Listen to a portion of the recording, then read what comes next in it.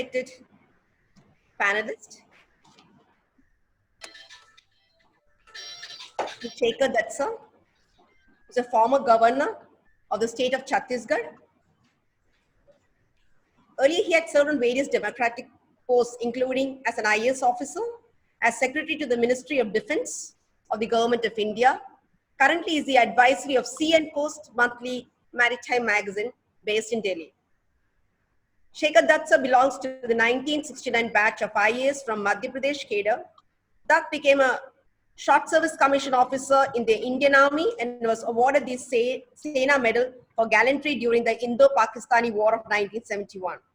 He held various posts in Madhya Pradesh government, including Principal Secretary in the Department of Tribal and Scheduled Caste Welfare and Principal Secretary, Department of School Education, Sports and Youth Welfare.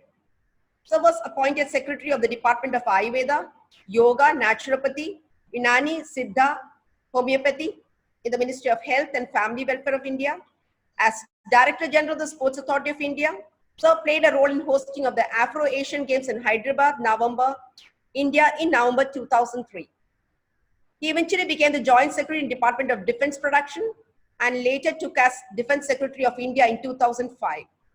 In 2007, Sir retired as Defense Secretary and was appointed Deputy National Security Advisor for a 2-year term. Sir in September 2009 was named to the Board of Trustees of D. Sales University. On 23rd January 2010, he assumed the office of Governor of Chhattisgarh, the post to which he served till his resignation on 18 June 2014. Sir has got awards from Wales, United Kingdom Honorary Degree and Fellow Swansea University 2018.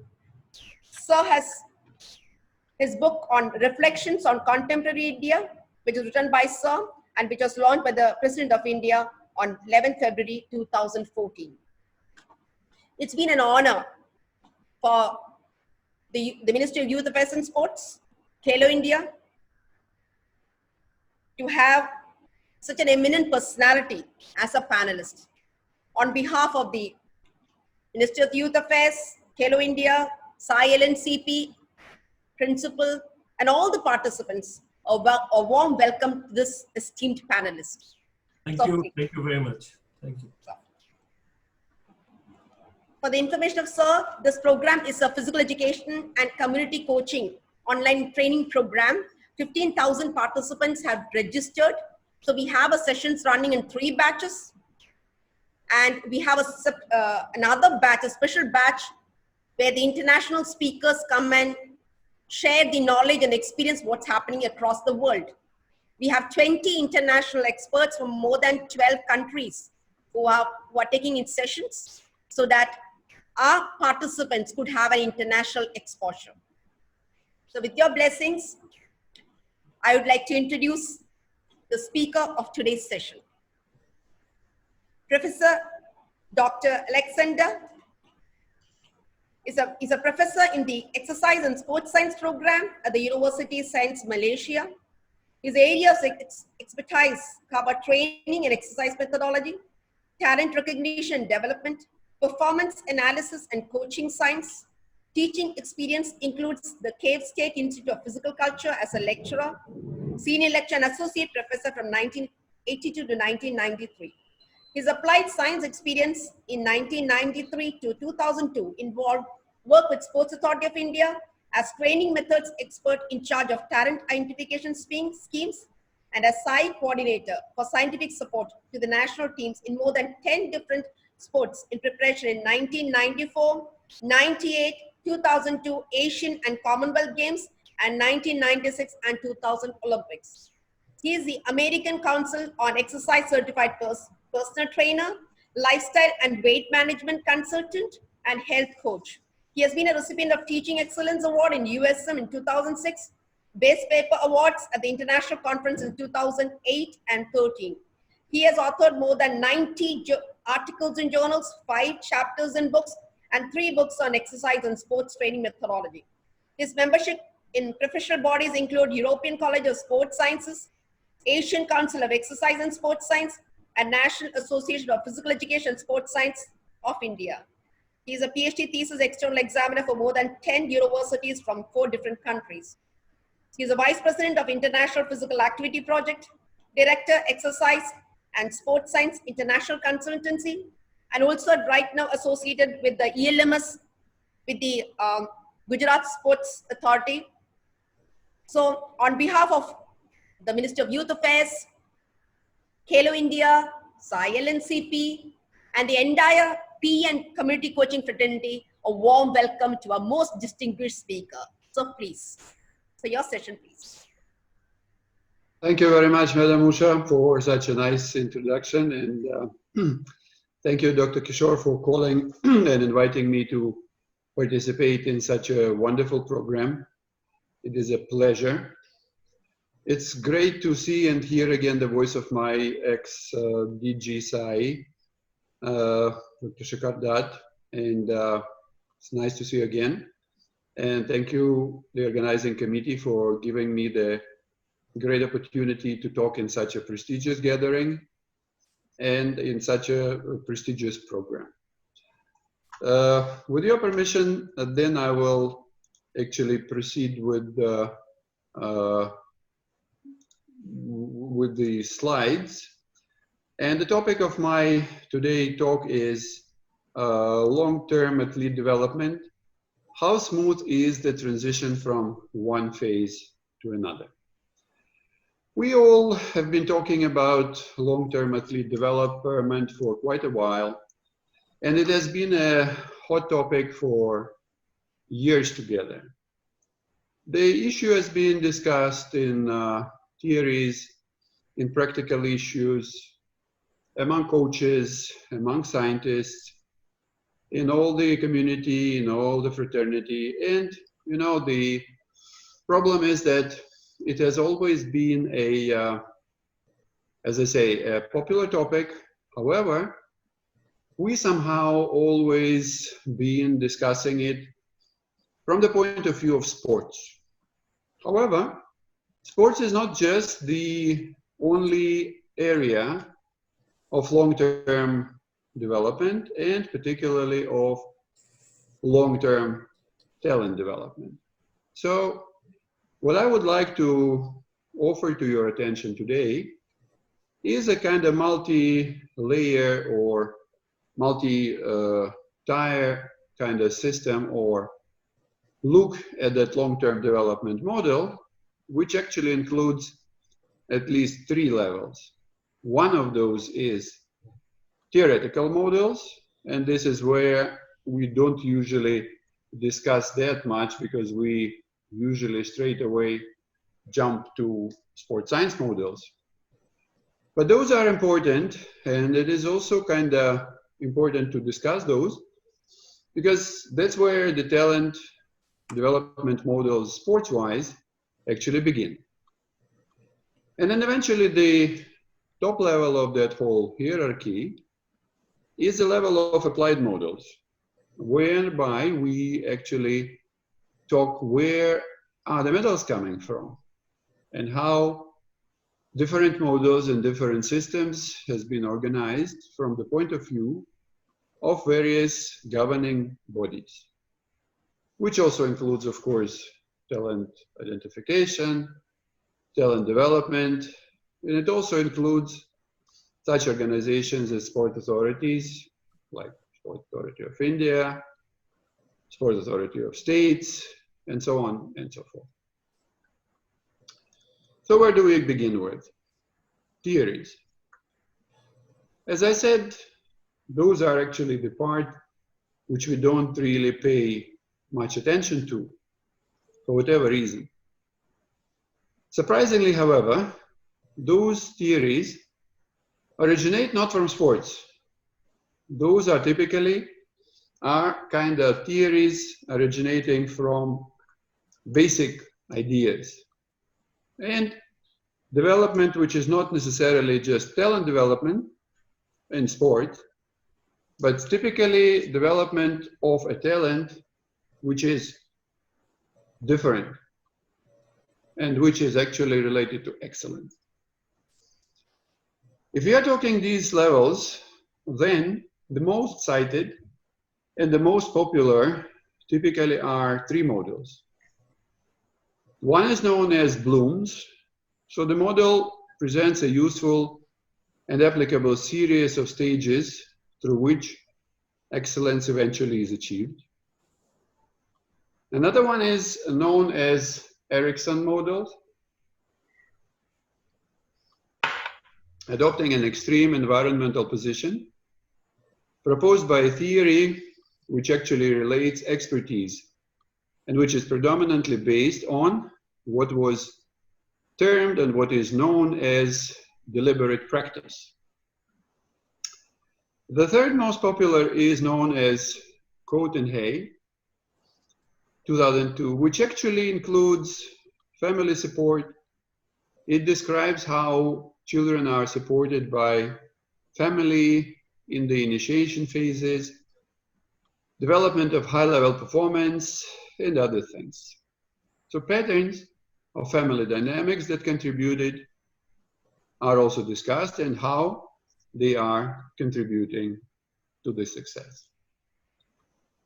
So what is important and what is the kind of basics of Bloom's model of talent development? Basic feature is, of course, holistic approach, which characterizes stages of development and not necessarily by chronological age, but by the completion of certain tasks. In that, development is actually viewed as structured, interviewed, talented athletes and well as non-sports talent. That's what I was saying, that it is not only the sports talent is about, but it is also about concert pianists, sculptors, mathematicians, and other kind of experts. So how does it look? In a very basic look, it takes three stages. One is known as initiation. The second one is known as kind of development. And the third is known as perfection.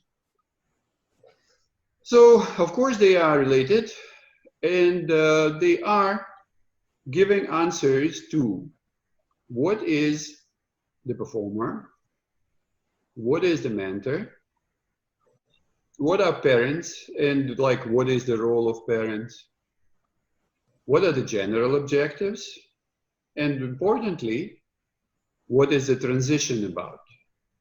Because see, one of the keywords in my presentation today is about transitions. And that is why down there in the slide you can see how actually the transition is happening from stage 1 to stage 2 and eventually to stage 3. So as you can see from the slides, there are characteristics given to performer on stage 1 and then stage 2 and then eventually stage 3. Same is done for mentor, same is done for patient, parents, and of course, same is done for general and for transitions.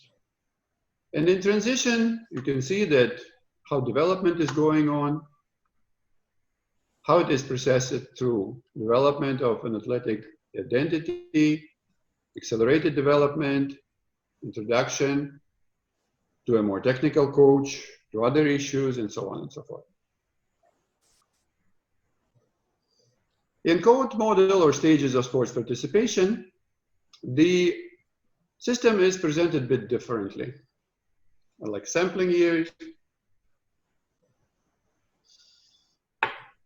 specializing years, eventually investment years, and those are also presented as a diagram, which you can see here, and that is how it is presented again as a multi-layer system, which has sampling, like 6 to 12 years of age. Then it has about specialization, which is roughly 11 to 15. And then it also has investment stage, like 14 plus years altogether. It also shows the role of different organizations. It shows like preliminary school and the role it plays.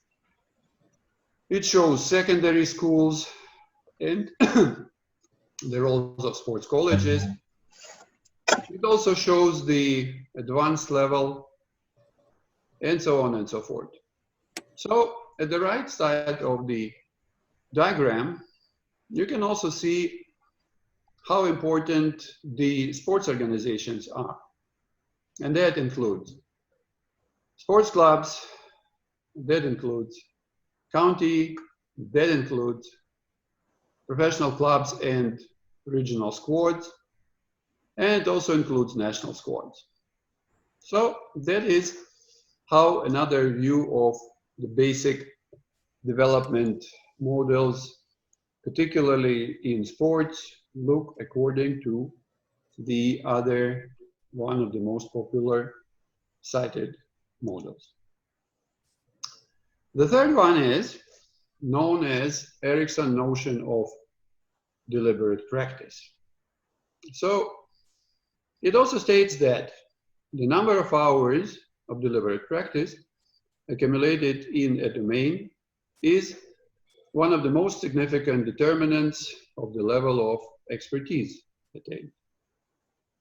And of course, researchers have found that experts invest more hours of practice counted in weeks as compared to novices, and they start engaging in that deliberate practice at younger ages.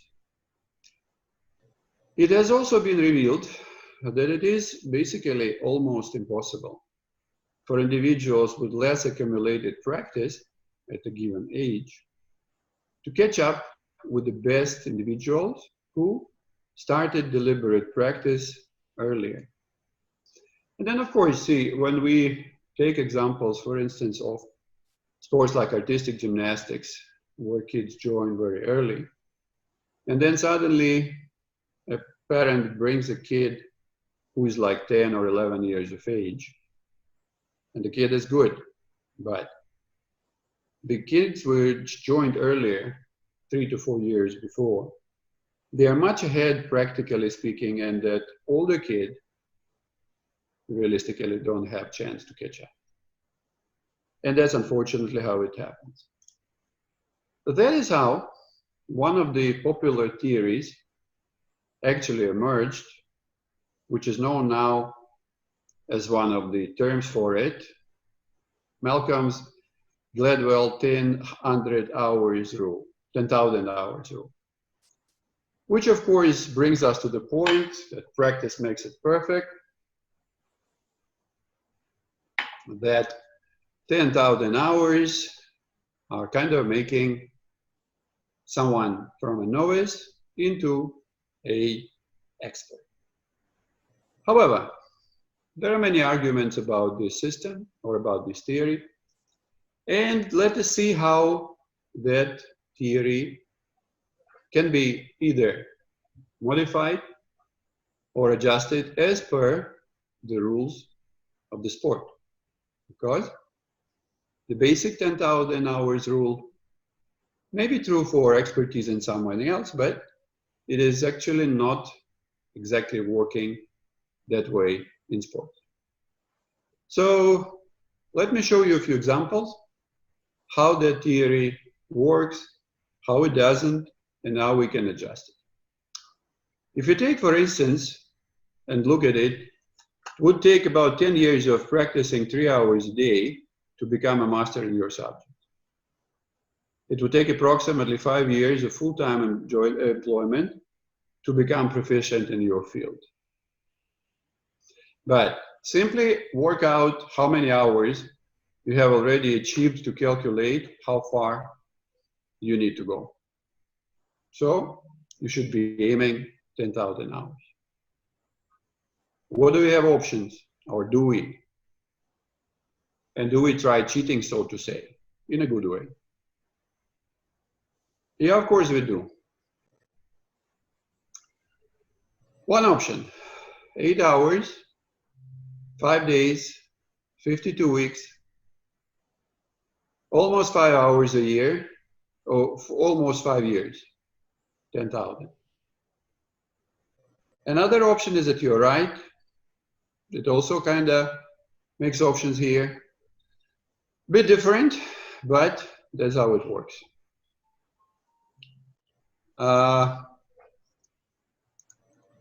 What's next?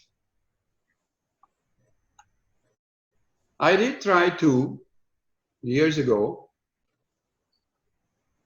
You can have a look here. It was published also a while ago. I'm afraid I need a break. I'm sorry to disappoint you guys, but... No, it's okay. We can have a question session. That's okay. We just have a break. I'll ask Kluka to speak for a time, and you can just have water. It's okay. Keka sir, would you like to say something? Kluka. It's very interesting actually, because I consider Dr. Oleksandr to be one of the foremost persons who got India into the league of getting good numbers of medals. That means a complete holistic training, starting with physical, mental, and also the kind of abilities where each sports person was in respect to the competition. But one thing which I would also emphasize is that sports, and this and Khelo India gentleman was also here, that sports is an extremely good subject which makes a child into a young person who is or shall be a leader. Because even if it is an individual game, completely individual, like athletics, even there, the sports person is mentally, can you hear me? Yep. Yeah, okay. Is mentally being prepared to excel, to see that he reaches the gold podium. And in that, he is in a single-minded pursuit of excellence. Similarly, if a sports person is trained to become a team person, then he goes in a schedule, in a routine that he can be useful to the team. And therefore, he is a team builder. He works in a manner that the team scores goals, or team prevents goals, or team wins together. Sports, in other ways, prepares a person to become not necessarily a very good assistant manager, but necessarily a tremendous prospect for managing director, leading. And that is why I would say that sports has a huge advantage in the education and training field, because sports training, or training in sports, mental and physical, takes the child to the level of becoming a leader. And this leadership is not for small amount of time, it is for the whole life. And therefore, Dr. Alexander, is your initial the Indias that you touched were extremely important for people to understand. Thank you. I think, Dr. Alexander, are you okay now? Yeah, much better now. Sorry for that. 10 minutes of your, and I ask in between a break after 10 minutes, so you could continue. Then I'll ask Professor Kluka to speak too. And we'll have questions in between, so you need not go in at a stretch, right? Thank you. I'm apologizing for the situation. It was wonderful. It's very informative session. Yeah, please. Thank you, madam. All right. The next series or the next group of models is kind of sports science belonging. And there are different models from different continents. We do have a model, however, from India here, from a good friend of mine who is Hardayal Singh. And this is the next series of information which I would like to share with you guys, and to share the models which actually belong to different countries, different scientists, and different systems. So the first one, and perhaps one of the oldest ones, belong to East Germany, which is non-existent unfortunately anymore. Belongs to Dietrich Harre, and actually has been developed a while ago in 1971. And it is actually contains like basically two major stages. One is known as basic, which is divided into sub-phases. Say for technical sports in phase 1, which is very early, about 5 to 7, 9 years of age, and phase 2, 10 to 15. Then power sports, which is a bit older than that. Phase 1 is 9 to 12, and then phase 2 is 13 to 18. And then endurance sports, which actually is 11 to 13, and then 14 to 18. And then another group is advanced training, which is also called as master's training. For technical sports, it is 15 to about 18, and then power sports 18 to 23, and then eventually endurance, something like 19 to 23 years of age. Then the next one, or the next model, is actually belonging to Hardayal Singh, a good friend of mine, and I had an honor of working with him in Patiala years ago. And he is suggesting kind of 3 major phases, which is basic, 3 to 4 years, advanced training, like 4, and then high performance. And then in that high performance, he is suggesting to actually split it again into technical sports, like 15 years onwards, power sport, endurance sports, 20 years onwards, combats, and then team games. And it's a good one, again, because as you can see here, it actually divides athletes into different age groups for a simple reason, that there are sports who actually begin early, there are sports who begin late. And that's one of the reasons it actually has to be that way. We cannot follow the same age group for everyone. For whatever reason, unfortunately, some of the models actually do so.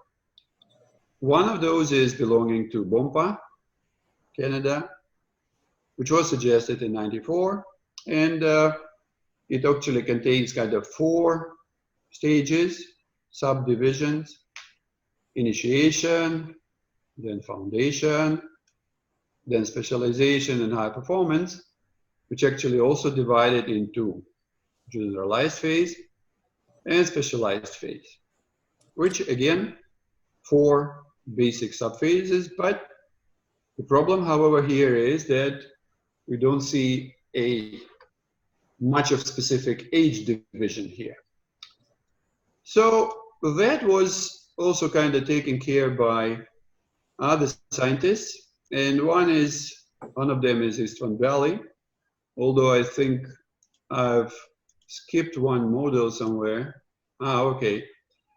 One module I skipped here, which was actually developed in Ukraine, which I belong to, and this scientist is one of the fathers of civilization, and I'm proud to consider him as my teacher and as my mentor.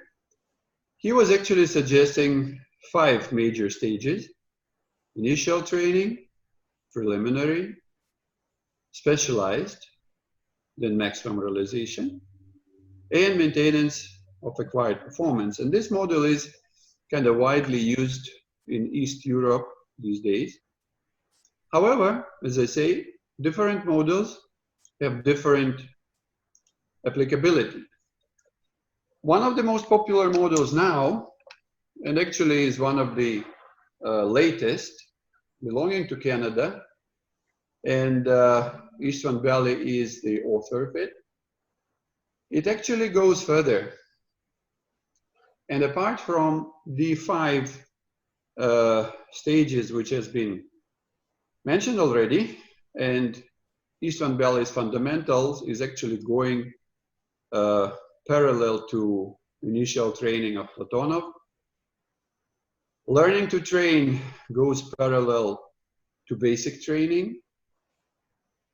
Training to train goes parallel to specialized training. And training to compete goes parallel to maximum realization of abilities, and training to win actually goes parallel to maximum to maintenance of performance. However, Balyi goes further and suggests active start, which is actually pre-training or pre-sports, and he also suggests the active life, which is post-sport. And it is also very important because it actually offers like kids type of activities which they can enjoy before joining sports, and it also offers some activities for athletes who are actually resigning and discontinuing. So, as presented here, those are his 7 stages model, and I can say that it is quite a popular one, not only in Canada. India is also sometimes in different states, different organizations adopting the same model. Now, before getting into the second part of my presentation, which is how smooth is the transition, I'll request another perhaps 5-10 minutes of Q&A session so I can catch a breath, and I'm sorry, something which is not typically a feature of mine. I understand. But I cannot help it. Sorry about it. No, I understand. Alexander, now Kluka. Is Kluka online? Yes, good morning on my side, and good early evening on your side. Oleksandr, it's a pleasure and a privilege to finally meet you, even though it's virtually. I have read many of your papers, and I have not, unfortunately, had the opportunity to see you present until now. So Pleasure is mine. I'm very thrilled about that. Does anybody have an idea about how much research has been recorded about any of these models, including Gladwell's, how much these have been really tried to see how accurate they are? This has been a question that the coaches ask me all the time. Well, how do you know for sure that this model is really going to work? Anybody? Wow. Hi, hello everyone. Can you hear me? Yeah, Swarup, this is another expert from Singapore, Dr. Swarup Mukherjee. A warm welcome. Thank you, Shaman. First of all, I would like to start with my sincere greetings to Shekhar Dutt sir. It's absolutely wonderful to see you. Although we had a brief meeting many years ago in Delhi, I was too much of a greenhorn for you to recall me. Just to draw some common lines, I was also a short service commission officer with the Indian Army, and I was in the medical corps. Posted up in the valley for a long time. And thereafter, I did my sports medicine from NIS Patiala. I also have an honors degree in physical education. You were governor of Chhattisgarh, and my MBBS was from Raipur. I belong to the place called Durg. So I think there are a lot of common pearls in the string for both of us. This is such a nostalgic feeling more than anything else. So yeah. I've been listening to Oleg's talk for this while, and just to answer Darlene's question on how much evidence we have in terms of empirically quantifying the possible effects of long-term athlete development model, I think it's a very pertinent question, because when you use the term long-term, while it has a lot of weight in its terminology, but it also comes with its own set of challenges. When we talk about Malcolm Gladwell's 10,000 hours of practice that makes somebody perfect, now I'm sure it's more about philosophy and one's wisdom rather than backed up by anybody really tracking 10,000 hours of evidence to substantiate that claim. So I think your question is really pertinent. That there is a distinct lack of empirical data to support long-term development models, whether it's talent development or whether it's athlete development. So I think the way the world has moved on is now they are bringing more and more components to substantiate this model. So if we look at, to my understanding, during my years of learning, the pioneer in this area was Balyi, who comes from Canada, and he was the first guy who proposed, this concept of long-term athlete development model. I think this was in around 2003, 2004 when the paper was published, and since then this model has undergone a lot of revisions and evolution, and obviously because Balyi was from Canada, Canada seems to have an edge in terms of providing more substance to this model. So now if we look at this entire concept of long-term athlete development model, what we see that quantifiable components have been added to this model. It starts with the requirement for physical literacy. That means that is the fundamental to preparing a potential talent or an athlete for a long-term growth and development. And physical literacy has been put into the domain of physical education. So the PE teachers or physical educators should exactly know what lies in their domain and where is the transition point when they hand over this developed individual to the coaches. But more often we see there is a lot of gray zone that exists in this area, and they tend to overlap in terms of their functions, which otherwise can be made quite distinct. So physical literacy is one of the quantifiable components that has been added to this model. Thereafter, specialization element has been added to this model. You talk about physiological development, sport-specific specialization. Then the concept of developmental age has come into picture. Now, this is an area where a significant amount of understanding needs to be developed, especially among physical educators, because I have had the chance of being a guest lecturer in about 25 PE colleges in India. Even here, I am with the Department of Physical Education and Sports Science, and we do conduct courses in the PE curriculum. An area where I find the PE teachers, need more to understand is the fact that there is a distinct difference between chronological age and developmental age. So chronologically, you may have 20 kids who are 10-year-old, but when you see developmentally, you will find that there is where a differential element comes into picture. Some of them are faster and stronger. Some of them are more calculative. They can solve problems better. So the developmental factor also now has been put into this long-term athlete development model. Then a concept of sensitive periods, or these are also called as the windows of opportunity, that has been brought very clearly into this model. So if we talk about the sensitive period model, if I have to summarize, there was a long time ago, I took a lecture for the International Amateur Athletics Federation. Say, for example, we talk about aerobic endurance. Apparently, just before the puberty sets in, has been mentioned as a sensitive period. Maximal speed is during the puberty, whereas anaerobic development happens just after the puberty. Now, all these are quantifiable elements. So I think one of the ways in which this entire model of long-term athletic development has evolved is from being more philosophical.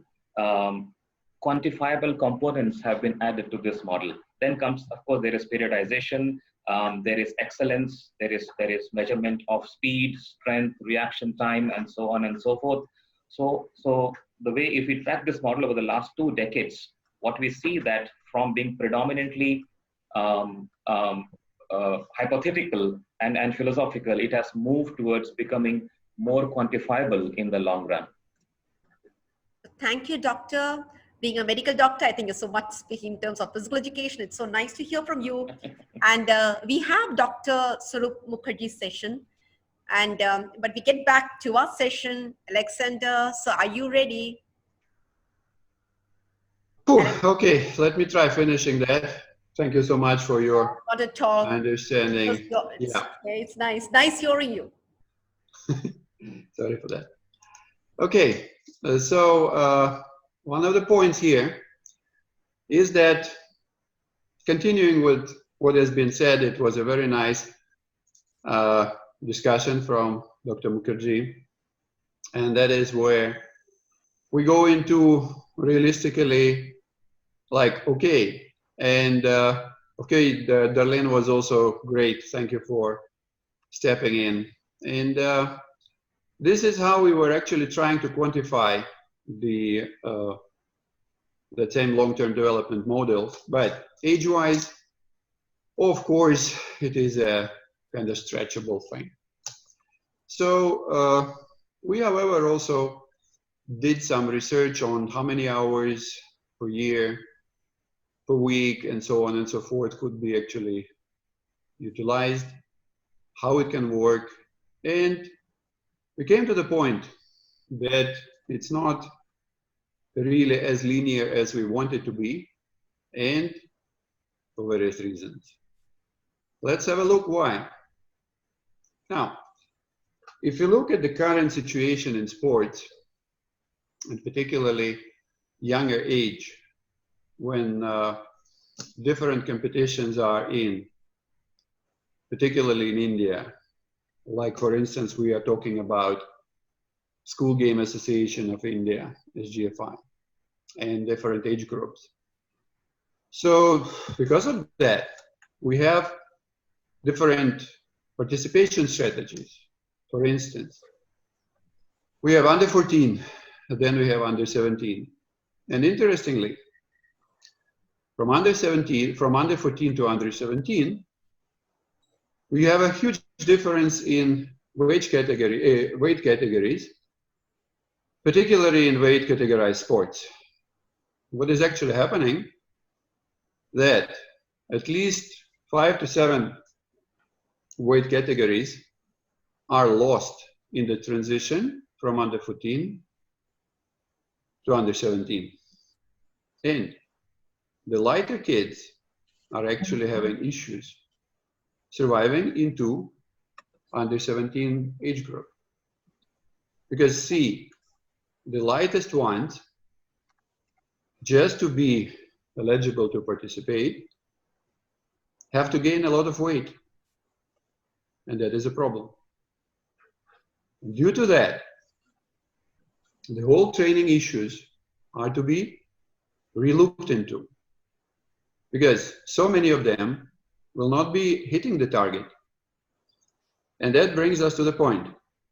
Are we let them quit? Or we try to help them out, we try to keep them, and we will try to hold them even without participation. That is why In different setup, like we have in sports academies, it could be a different approach. For instance, kids who are joining just for the first time into under 14 age group, they may not be even participating in the first year. Why? They are not ready. They are not performing. It may take a while for them to start being able to perform.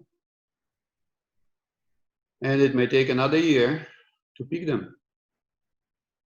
So we are not even talking about performing every year.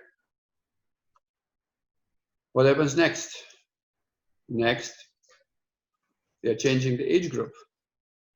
That is where they are again in trouble. And that is why they may need again time to adjust. And the first year in under 17 may be again problematic. And the second year is a build-up. And then only the third year they may perform. Then another age group. And that age group is under 19. And again, they are in trouble. They're the youngest. They're not adjusted to the age. They are facing growth and development, and they are really suffering. So they may not be performing again, but only 2 years available. That's where they become sub-elite. And that is why, again, when they move into under 21, they're again facing the same 2 years to peak. Eventually getting into elite age category, which again may be problematic. However, we try to help them surviving, we try to help them performing, and so on and so forth. What do we do training-wise? Because, okay. Alexander, do you want a break? Yeah, I'm afraid another 5 minutes. We have Pedro. Pedro, are you there? Pedro? I think Pedro isn't there. He's not there, ma'am. Okay, fine. So maybe I think Luca and Kishore sir. Kishore sir would like to speak something, sir? Yeah. See, in fact, Dr. Alexander is having some health issues, or otherwise it would have went out without interruption. But nonetheless, it is a good opportunity for us to discuss about what he has already mentioned here and has been brought to our knowledge. This is a very important matter which is required to be known to everyone, where the transition should take place. In fact, when the progression starts, you know that the process of our physical education and training is a lifelong process. At each stage of growth, at each stage of this progression, there is a difference we need to visualize the difference which we need to undertake in the training methodology. It should be scientific. That is what the contention, what is being pointed out by Dr. Alexander, is that the transition from whichever phase it is, maybe it may be from whatever he has pointed out, from the very beginning about identification, through initiation, then foundation, then specialization, then higher performance.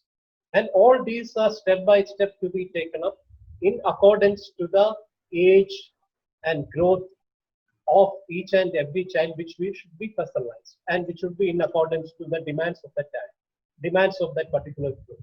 So one has to be scientific in while having this transition made.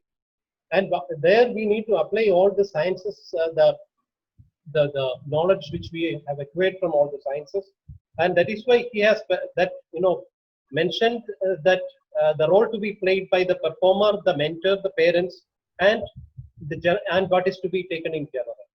So if each performer, the mentor, the parents, the coach, the scientist, each one of them has to play a role And this role need to be clearly, we need to have this role very categorically made. And after that also he has mentioned about how exactly we have to face them with an active start, where we need to have the fundamentals, then learn to train, then training to train, then training to compete, training to win, and active. So each of this stage need to be very explicitly made clear to the teacher and the coach, who should analyze it scientifically and see that the transition which he does from one stage to another is very, very personalized and in accordance to the requirement demand of that particular growth. So that is what is being said, and I think it's a matter of interest. It is unfortunate that he could not do it at one stage, but we appreciate his efforts and his gesture to have taken up a very interesting, very much relevant, and having a topic having a lot of implications to the entire field. That's what I would like to say. I think Dr. Farooq can further elaborate. Sir, we'll take it next break. Thank you, Kishore sir. Dr. Oleksandr, I think we can continue and again have a break. Your session has been very informative and interesting, and the presentation also is really good. So the picture speaks for itself. There's nothing to worry. So thank you. There's no problem. It's going. Your presentation is wonderful. It speaks for itself. So only you can be a bit more mild. Not stressing yourself more. You can. I think that's. Thank you, Dr. Usha, and thank you, Dr. Kishore. I appreciate your help very much. All right. So what do we do?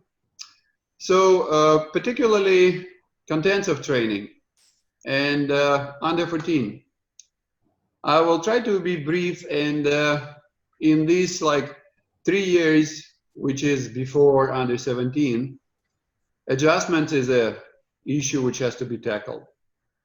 First productive year in the academy has to be tackled and held in every occasion and with every respect.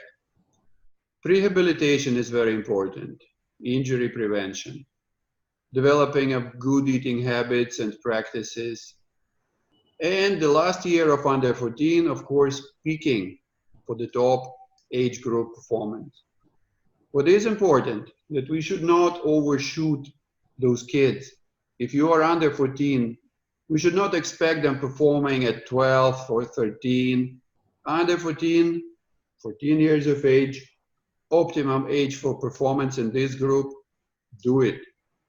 Let us not overload them and try them to perform earlier. Next, what's happening in the next age group? Under 17, progression. Let us not forget that they are actually becoming the junior most in the group. From being senior most in under 14, they are now junior most. They are psychologically suffering. They can be even bullied. They are not having fun. They are adjusting.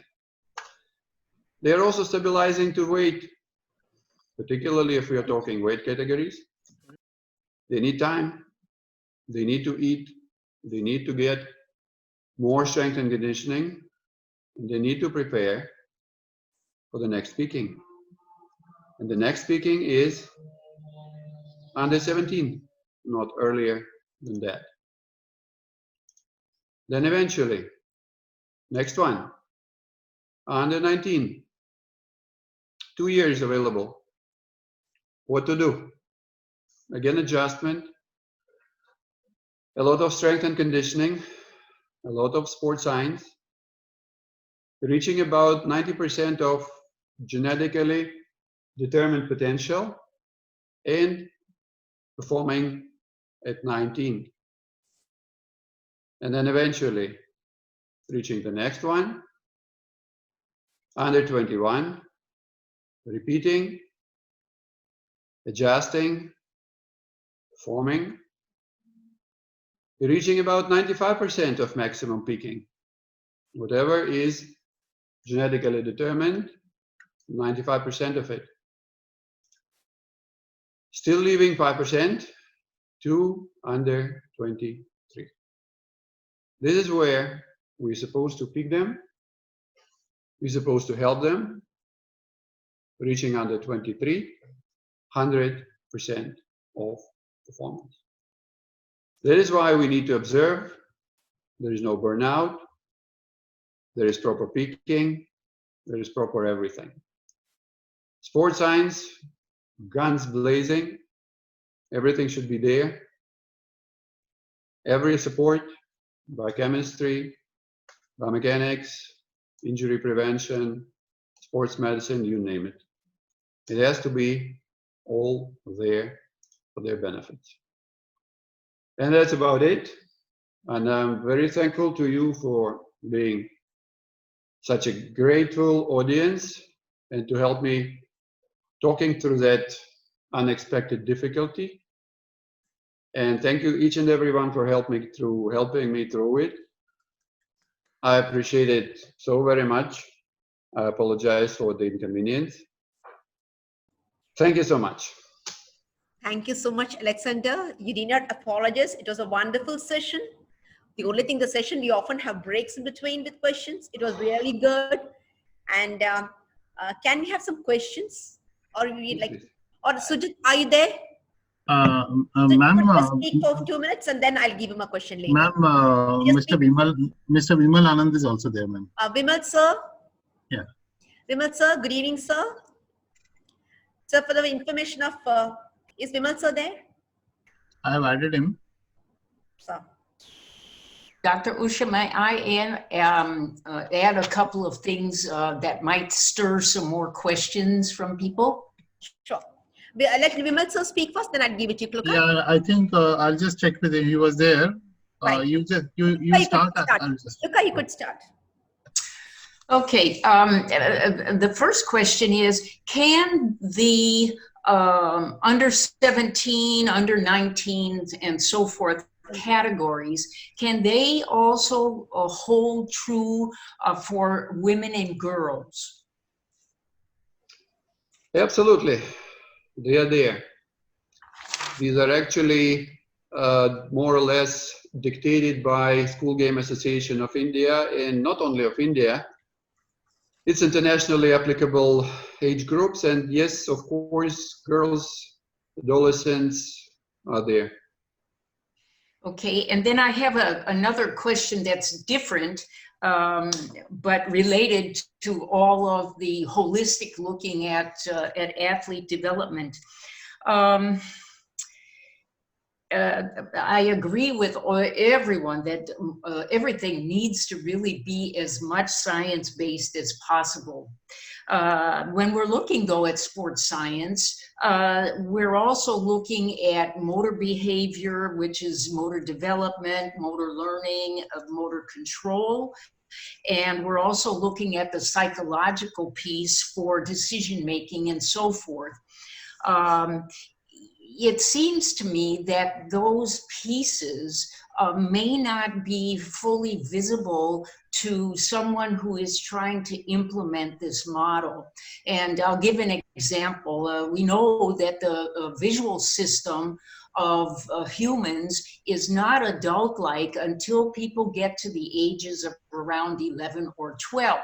So the challenge then becomes, if I introduce fast-moving objects when the children are younger and the system is not fully developed, even though they may be in great shape physically to be able to do what we're asking, the system itself may not be fully developed to enable them to be as accurate or so forth in the timing of things.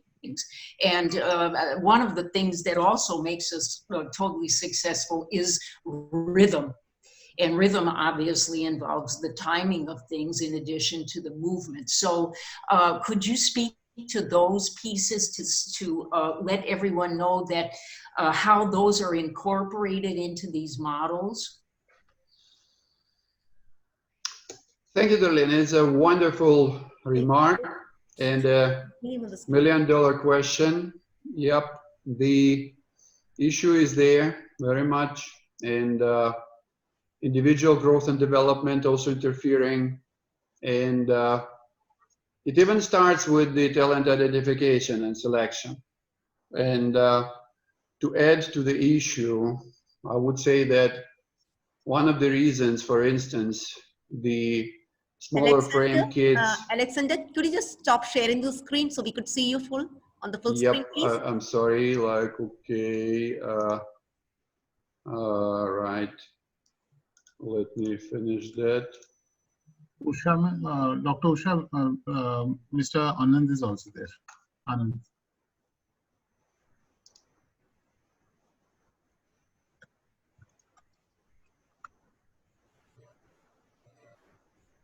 All right, let me try.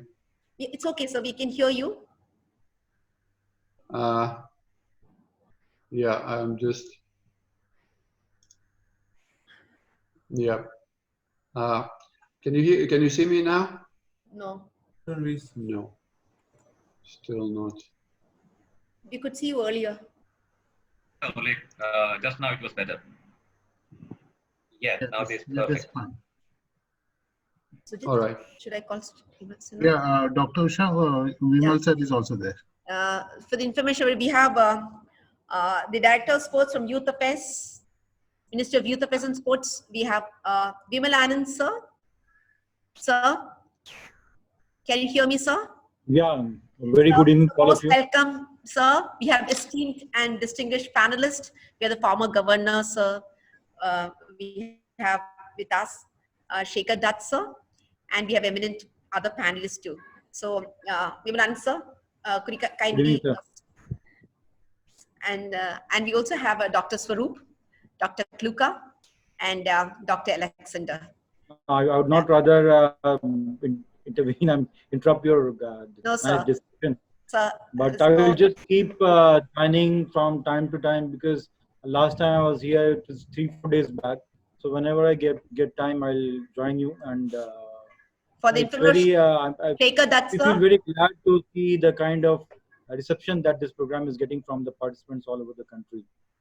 And just to show our support to you, I'll just keep joining in from time to time, and I'd rather be a mute spectator. It's basically a kind of a, support and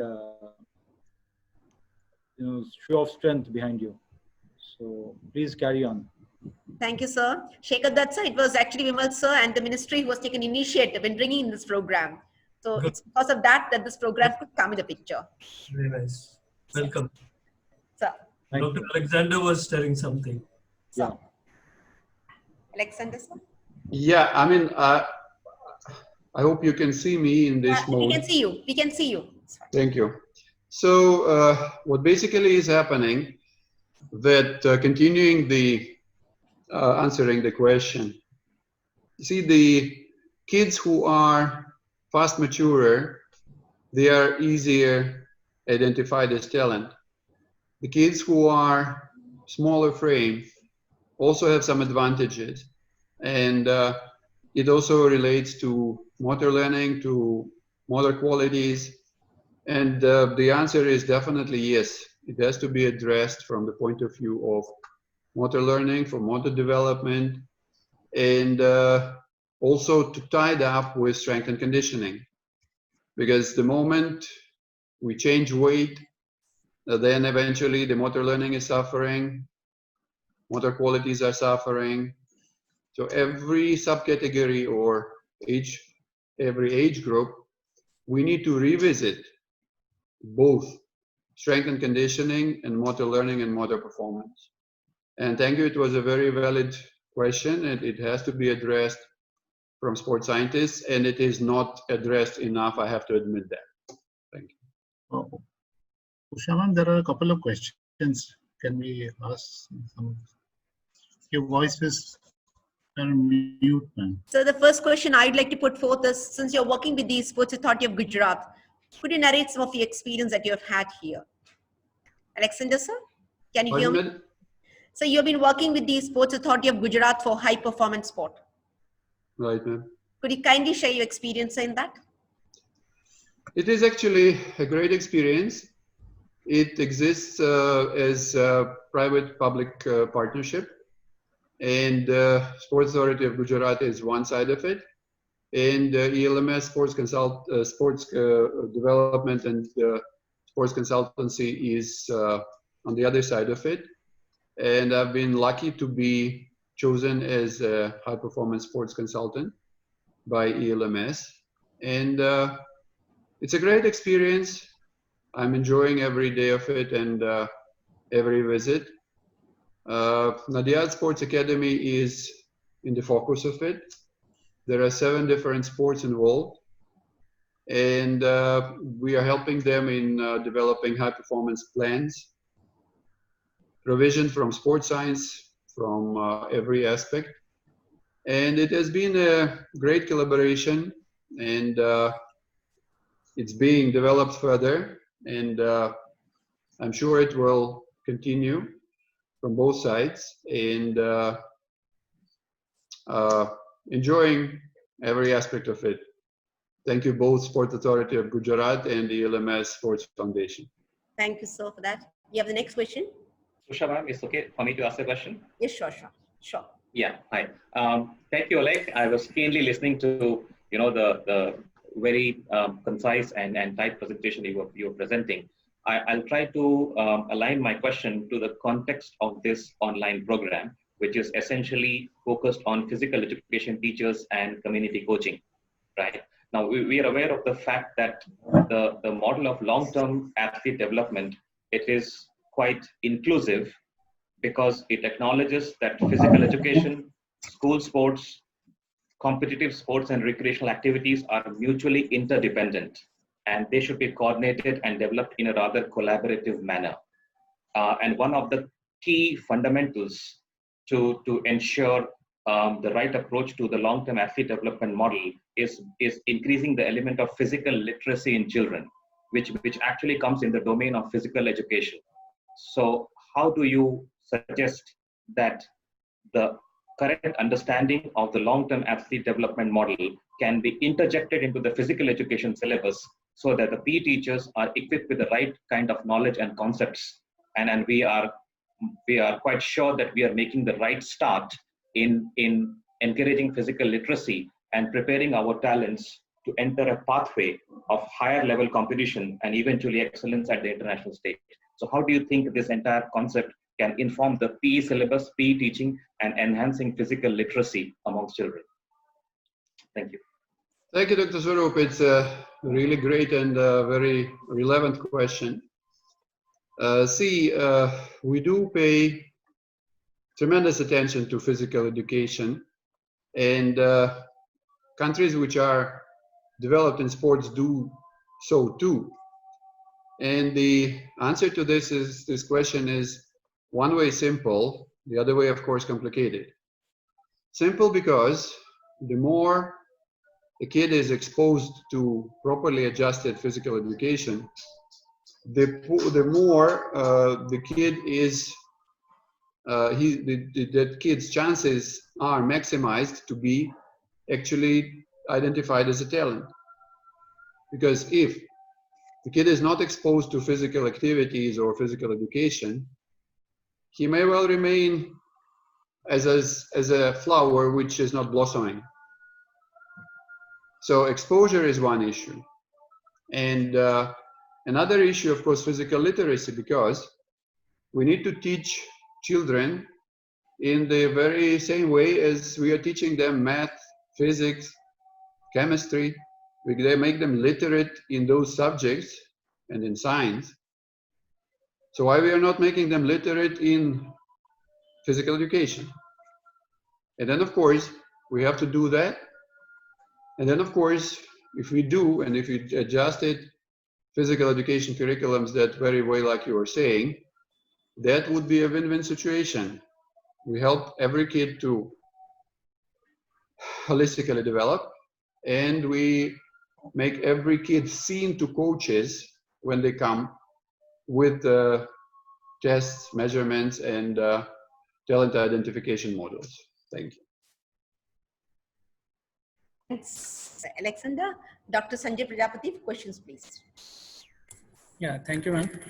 So the question is, when a player is getting his peak performance in young age, so how can we manage that peak performance for long term? Is there any procedure? And what we can do to maintain the peak performance for long term? We have to hold it tight.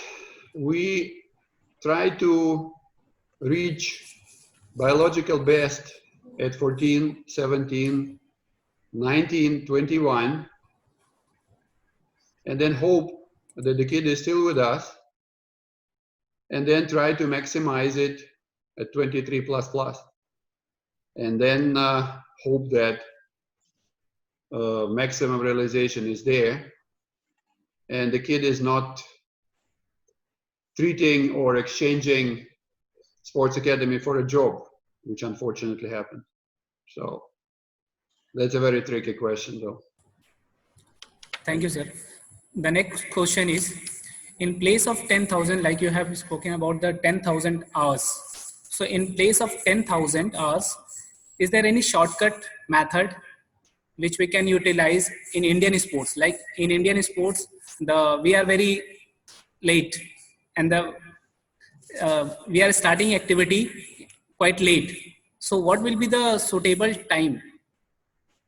And is there any shortcut method so then we can achieve the performance? Basically, there are no shortcuts. There are sports, however, whereby that route can be shorter, but there are not many of them. One is rowing, where Mr. Shakadat was part of it. We did some shortcut, and Brigadier KP Singh there was there. But there are only a few sports which we can do that, not many. Thank you. Okay, thank you, sir. Over to Usha ma'am. Oh, Usha ma'am, there's a question which I thought is relevant. I mean, it's just to take it from Dr. Prajapati's this thing. Alexander, there's a question that you talked about 10,000 hours. So there is one, Sushma Divedish is asking that how people who have practiced for 5 years, will they be as successful as people who practice for 10 years in that when you talked about 10,000 hours? Certainly not. No, the answer is no, that we cannot beat that. So, sorry, the answer is no. Yeah. Usha ma'am, Yeah. One more question is with regard to women's sports. It's how about the girls? You said of the categories, so the time of maturity differs. So is there a difference in handling of the girls when you train? Can you repeat it, please? Sorry. In terms of coaching girls, you talk of the age when they mature, there's a lot of change when you talk of this. So is there any consideration or any change, like till the age of 8, or any difference that you do in terms of training, coaching of the girls? Yeah, definitely. They'll be, of course, gender related, age related, vitaminization related, iron particularly. Yeah, definitely there is a difference, and we observe it very strictly. And yeah, we do everything we can so that actually girls are having equal attention. However, sometimes different loads, sometimes adjustments, depending on the monthly cycles and the other stuff, of course, yes. Yeah, thank you so much. I think Sujit will ask Kishore sir. Yeah, So that, just to wrap up. So our esteemed panelists, sir, we're waiting for you because you're the one who's there. We had this. So we are indeed very fortunate to have Shekhar Dutt, sir, who introduced sports science, a former Director General of SAI, who was heading us area, and who introduced sports science to this, to the training and brought into the country, to the training system. So for your use, please. Thank you. Can I say a little, some remark? No, sir, your views, sir, for your remarks. Okay. One thing about this whole thing about sports science and, of course, physical education, sports science, then medal winning sports or medal winning training or training for medal winning. Now, different sports have different type of requirement. Say, for example, you were talking about gender issues. So in the 2002 games, Commonwealth, Indian girls team in hockey won the gold medal, and they practice extremely well. But you'd be amazed to know that members of that team were low on iron, Hemoglobin. except the goalkeeper, and she was from Manipur, and she was the captain of the team. Except her, everybody was low on iron. Now, when you take a sport like hockey, the sports person, if she gets or he gets tired, he can go out and somebody else can come in. So there are possibilities of interchanging, their substitution. It is not like football where the substitution means that the person goes out from the game. So what I'm saying is that in a similar situation in football, we wouldn't have stood a chance. We stood a chance and we won the gold medal because in hockey, there are larger numbers of substitution, and the times that similarly, we found out, and through Dr. Alexander, the requirement, physical requirement and mental requirement. Some of the games or sports where you require enormous amount of mental capacity, like say shooting. So the top class shooters would be say hovering around 595 out of 600. But if they don't get 599, they may not get a gold medal. If they get 598, then there's a possibility of bronze medal and not a silver also. The key role is played also by the sports psychologist. And the sports psychologist has to give an attention to a particular sports person. A sports psychologist may not be able to handle all the sports person of the team. So this is a kind of a situation, whereas there are other sports scientists who can handle a team.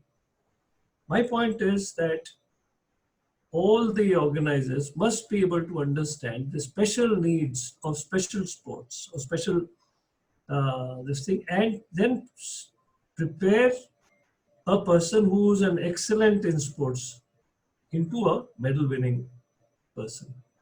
And that is the whole game. So I think Dr. Alexander, I learned a lot from you, and we did sit down and even see the potential opponents and whether they are going up, whether their performance has become level, or whether they are in the downs, and then aim at competition and beating them.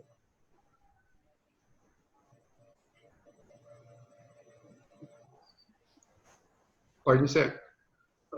I mean, I was so thrilled and about to answer that I learned a lot from you, and I'm so happy that you mentioned something like that, and I would be blessed of having you as my DG, so that I missed. Was it a question, sir?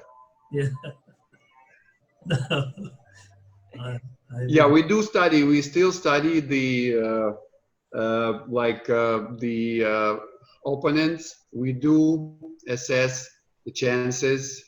We do assess the targets and, of course, the objectives which we need to achieve.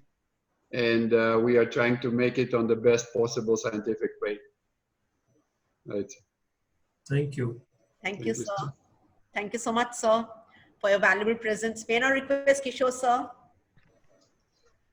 Yeah, thank you, Dr. Usha. I think Shekhar Dutt sir, the combination between Shekhar Dutt sir, Dr. Alexander and Dr. Mukherjee and Madam Kulka, yeah, I think we have taken up all the key areas and also has given sort of insight in some of the most important factors which are to be kept in mind by the physical education teachers and community coaches. Something like, what is early specialization or burning out? So this is something which is concerned with everyone, and most of the time we say that many of the talents get prematurely burned out and are out. So Dr. Alexander has very categorically told where to draw a line, that where this transition should happen and what is appropriate at what point of at a particular stage of growth and at an age time. So this is, and also he has thrown light into the talent identification and talent development. How these both to be interlinked.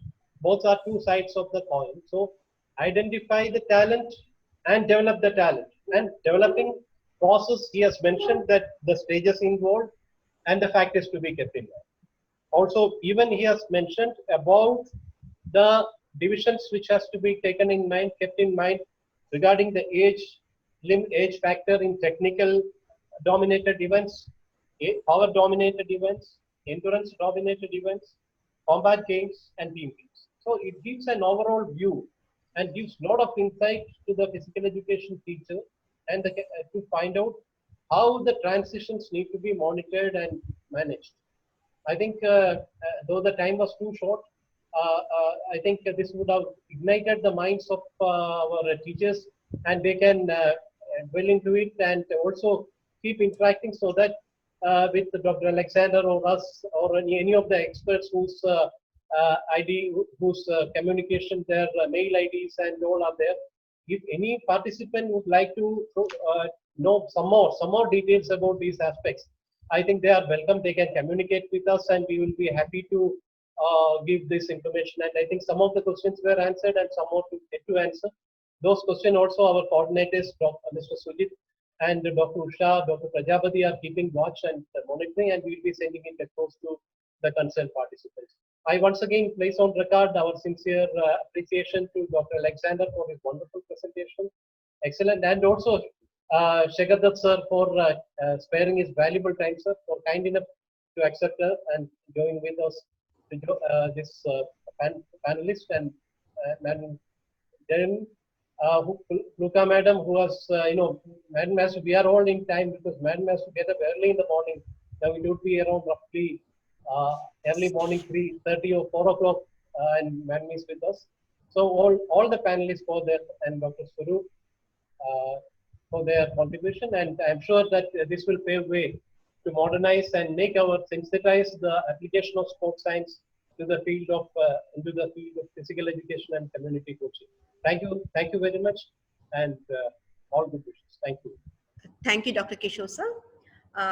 On behalf of the Ministry of Youth Affairs and Sports, I'd like to extend our thanks to the most, I'd say, distinguished, esteemed panelist, Shekhar Dutt sir, because if a former governor is addressing our PE teachers, they are really motivated, and you have inspired them, and you can see the result in due course because they'll be the ambassadors who's going to work. So thank you so much, sir, for gracing this occasion, not only gracing, being here and being a former Director General, doing so much for the country. And we look forward to your support, and we look so that I'm sure this field of sport, physical education would be getting due recognition too. So on behalf of everybody present here, I really need to thank you so much, sir. I'd like to thank you, sir. I'd like to thank our most esteemed speaker. Alexander, was wonderful. Your session was really so nice, because that's something to do, because your presentation, everything was so good. Apology for like uncharacteristic development.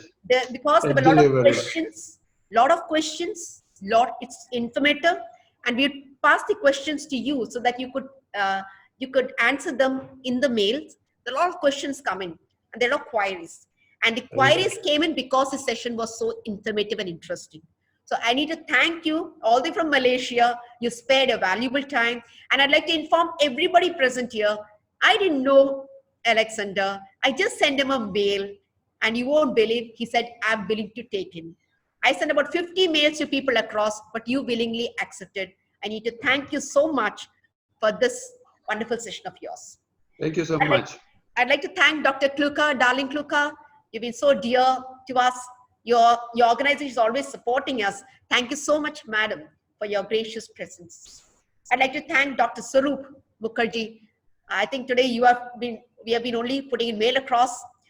Sarup Mukherjee is from Singapore, basically Indian, and a medical doctor, but who is our professional too. So I'd like to thank Sarup Mukherjee, sir. I'd like to thank Vimal Anand, sir, and I'd like to thank Sujit too. I'd like to thank all the participants and the invited guests. For the information of the panelists, we do have international delegates also attending this forum from across the world. For Shekhar Dutt, sir, we have almost 20 international speakers, about from 12 to 14 countries participating, and they're actively getting involved. They're trying to get in, learn. So this is a learning platform for all of us. So the world is small.